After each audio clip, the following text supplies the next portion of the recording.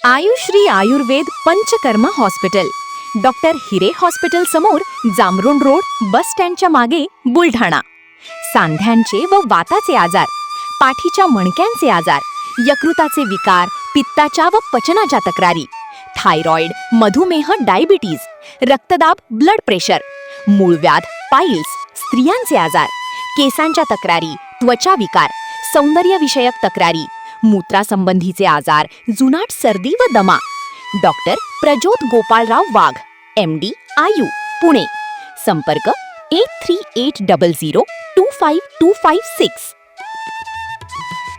पुण्यात फ्लॅट घ्यायचाय, पण कुठे घ्यायचा, कसा घ्यायचा, कुणावर विश्वास ठेवायचा? फसवणूक तर होणार नाही ना? योग्य दरात मिळेल की नाही? मोठं कन्फ्युजन आहे. चला तर मग सर्व कन्फ्युजन दूर करण्यासाठी संपर्क साधूयात सारंग अहेर यांच्या रेरा रजिस्टर्ड ड्रीमोरा रियालिटीशी. संपर्क सारंग सुधाकर अहेर, ड्रीमोरा रियालिटी. मोबाईल नंबर 828293 9191 आणि 626290 910.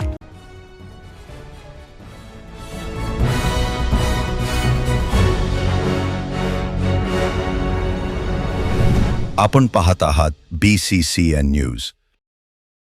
डॉक्टर प्रज्योत वाघ यांच्या आयुश्री आयुर्वेदिक पंचकर्म हॉस्पिटलचे थाटात उद्घाटन. आमदार संजय गायकवाड, नगराध्यक्षा पूजाताई गायकवाड यांची उपस्थिती. बुलढाण्यात डॉक्टर प्रज्योत वाघ यांच्या आयुश्री आयुर्वेदिक पंचकर्म या सुसज्ज अशा नुकतेच थाटात उद्घाटन करण्यात आले. आजपासून हे रुग्णालय जनतेच्या सेवेत सुरू झाले आहे.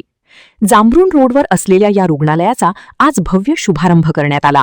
आमदार संजय गायकवाड, नगराध्यक्षा पूजाताई गायकवाड यांच्या हस्ते रुग्णालयाचे उद्घाटन करण्यात आले.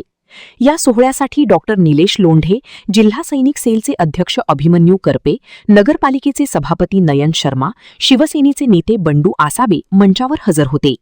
या हॉस्पिटलचे वैशिष्ट्य म्हणजे शुद्ध आयुर्वेदिक आणि प्रगत पंचकर्म चिकित्सा केंद्र आहे. यावेळी डॉक्टर निलेश लोंढे यांनी उपस्थितांना आयुर्वेदाबद्दल महत्त्व समजून सांगितले.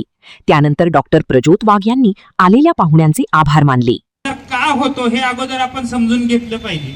आपण सकाळी उठून जर वडापाव खाणार असेल, मिसळ खाणार असेल आणि त्याच्याबरोबर इकडे पित्ताची गोळी घेणार असेल तर त्याचा काही फायदा. तुम्ही साधे साधे योगासनं केले तर त्याच्या माध्यमातून तुमची सांधेदुखी, पचनाचे विकार हे सुद्धा दूर राहायला मदत होईल.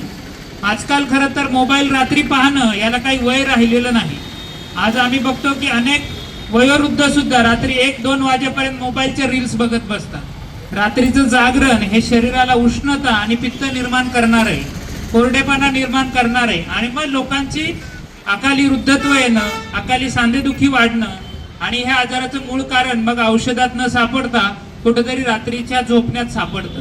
तर आयुर्वेदाच्या माध्यमातून जर आपण आहाराचा, व्यायामाचा, झोपेचा. पुढे मी पुणे सोडून आपल्या बुलढाणा सिटीमध्ये आलो आणि आपल्यासाठी सर्वांसाठी सदैव तयार राहणार आहेत. धन्यवाद सर्वांचे. आपण आल्याबद्दल मी सर्वांचे आभारी आहे.